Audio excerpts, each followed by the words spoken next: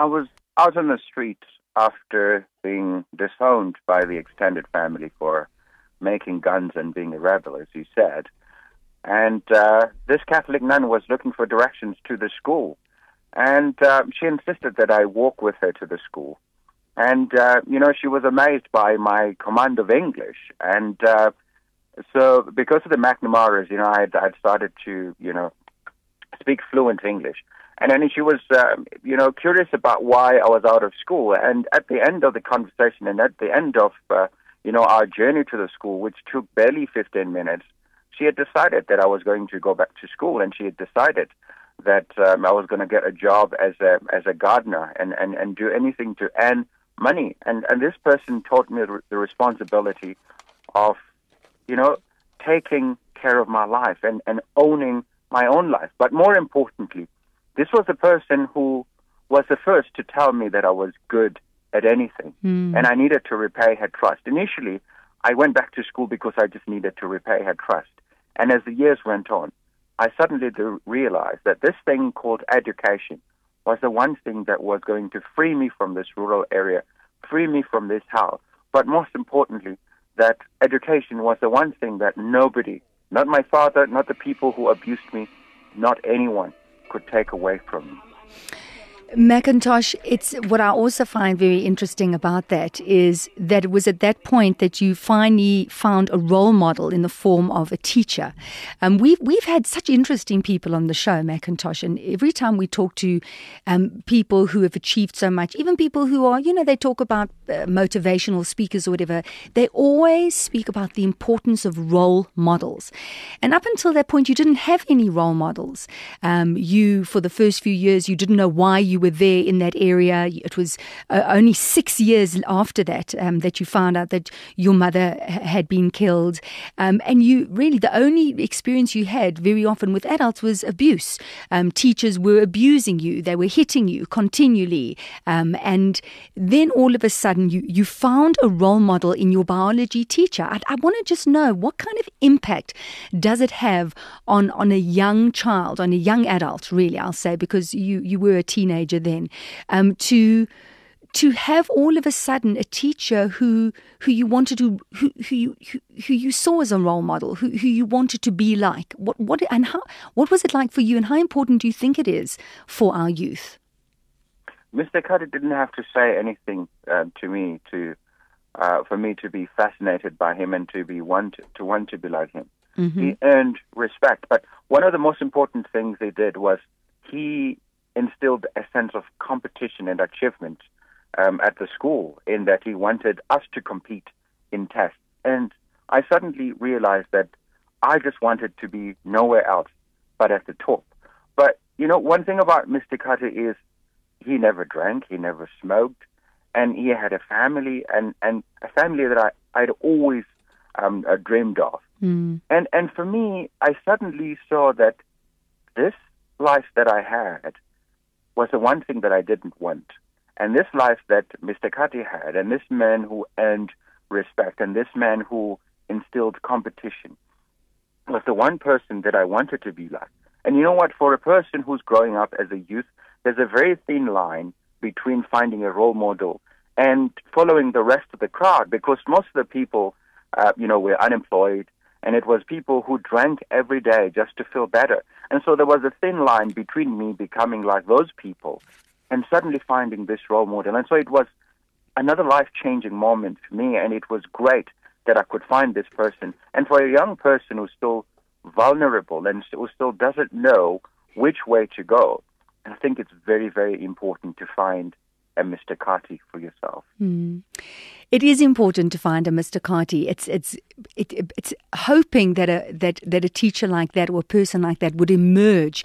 And I think that the fact that you saw something like that when everything else was dark and gloomy and had no sense of hope, and then he came along and that you saw that, I think is fantastic. So let's look at how as you were at school, teachers identified certain things and said, well, why don't you go into journalism? Maybe you can be a radio journalist. So you had these teachers who were now looking at you and who were now even encouraging you and giving you a sense of what you could be in the future. Again, what impact did that have on you? Look, when you go to school, often as a child, as a youth, you go because you have to go to school. That's what everybody else is doing, and that's what everybody else tells you to do. But often you don't know what your life is going to be in future. And so for me, I had never thought about going to university because for me that was just out of question. My life and the lifestyle that I lived told me that my future held nothing for me. I was doomed. And so when I had a foreman with no teeth at a construction site where I was working, saying to me, I see a man in you. You know what? You don't have to live like this. You can go to university. And I started thinking to myself, university? And then my teachers started talking about university. And they started talking about ways I could get myself to university. And then when I wrote to, every company that I could write to, and I wrote to Lucky Dube, the reggae musician who's now passed. And he wrote back to me and said, I'm impressed by your command of English. I think you could do very well. What you need to do is to find enough money to just get a deposit.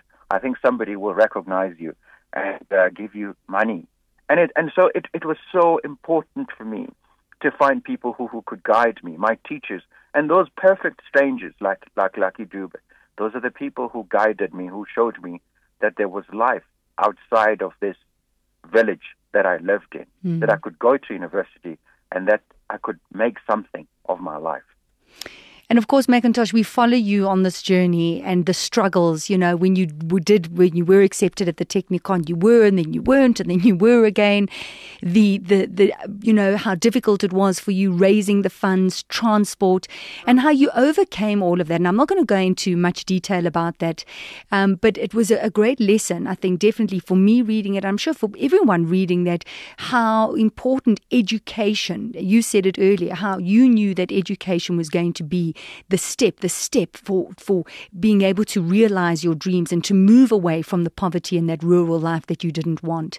And all the time, your father, wanting to confront your father, was there. There were times when it wasn't as clear in your mind, but there was always that feeling, that sense that you would have to meet with him, that you would have to talk to him. You had been guided by people, and people spoke to you about talking to your father, confronting him and forgiving him.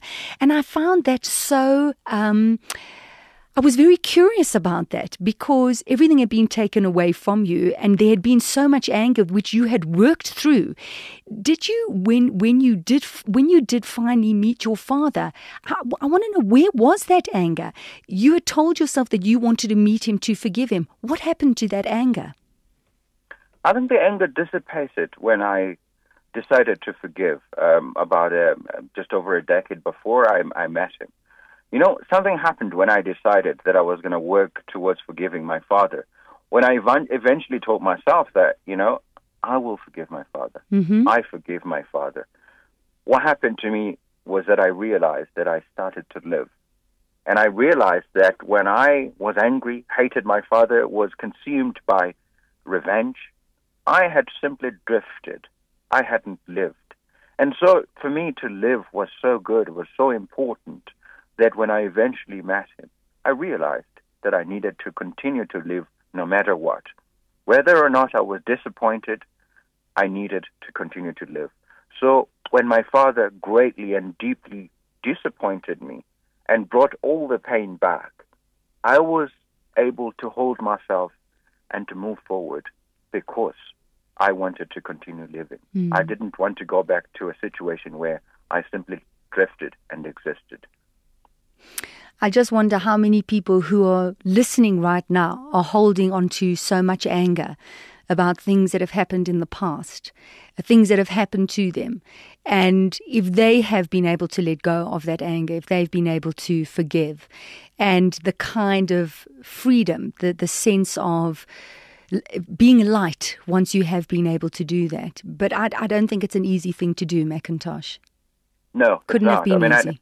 it took a very long time for me, and I wouldn't ask anyone to try and forgive just because you've read McIntosh's book and you say, this is how I should forgive. Mm-hmm. It takes a process, and it takes a very long time. For me, it took Cheryl Wood, my English teacher, months of counseling, months of telling me that I needed to accept that my mother was not coming back, and months of teaching me about forgiveness, how forgiveness was going to free me from this hate, and how hate, was, being consumed by hate was just going to make me the worst person, was going to have me have this life of just being trapped, and I didn't want to be trapped. And it was many years after I was counseled by Cheryl Wood that I worked on myself, worked towards forgiving my father, and it's not an easy decision, not at all.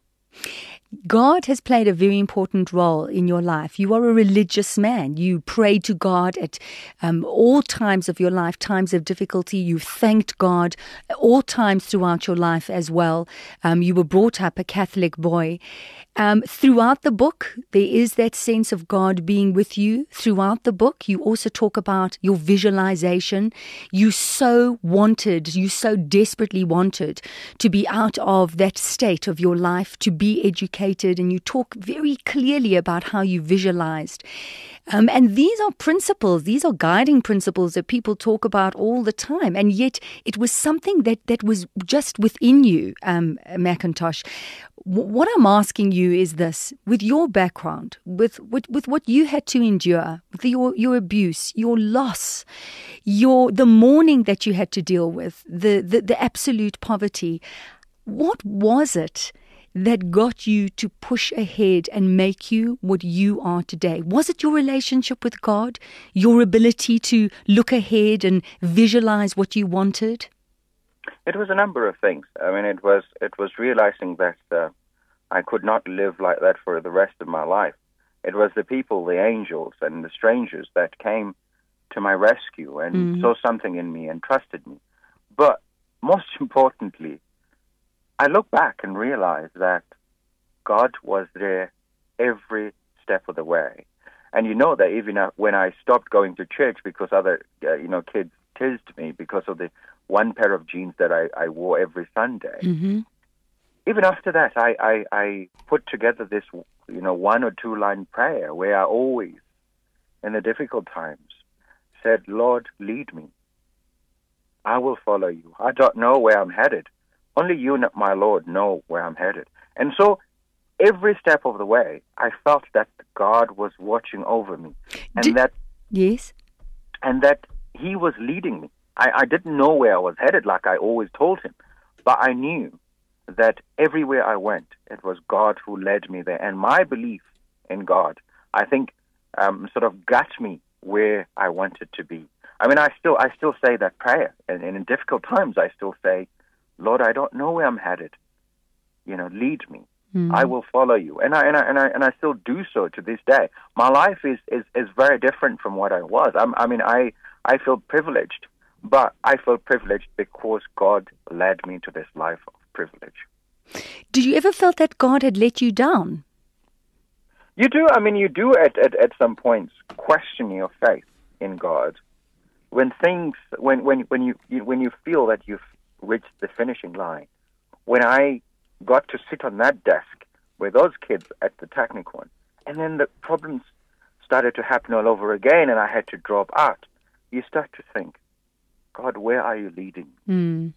And so you do question God sometimes. But in my questioning him, I never lost my faith. I still felt that he was leading me somewhere, and so I had to continue to follow him. McIntosh, we're going to take a break. After the break, I'd love to talk about your name, the change of your name, and how significant it's been in your life. This is 101.9 High FM, 101.9 megahertz of power. Thanks for staying with us. Niki Seberini here. It's In Your Element, and I have on the line McIntosh Polela, author of My Father, My Monster. McIntosh Polela, if you're wondering why that name rings a bell, he's also the spokesperson for the Hawks. We've spoken to him a number of times here on Chaifm, and he's written a story of his life, and it's a book that needs to be read. It's a book that is just, you'll learn a lot, and you'll look at life very, very differently after you've read My Father, My Monster. Now, McIntosh, there's such an interesting story behind, and it's so significant and symbolic, your name, McIntosh Polela, because in fact, that is not your birth name, is it? No, I was born Stephen Shesby, and it was when I had taken a decision to become a journalist when my teacher, my English teacher, Cheryl Wood, and the McNamara's said to me,